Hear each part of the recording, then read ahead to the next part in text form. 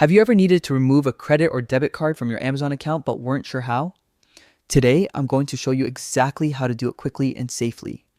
Whether your card has expired, you no longer use it, or you just want to keep your account tidy, removing a card from Amazon is easier than you think. First, log into your Amazon account. Once you are on the homepage, hover over your name in the top right corner and click on Account. Next, look for the Payments option. This will take you to your Amazon wallet, where all your saved cards are listed. Find the card you want to remove and click on it. You'll see an Edit option just beneath the card details. Click on that. At the bottom left of the screen, you'll find the option to remove from wallet. Click it, confirm your choice, and just like that, the card is deleted from your account.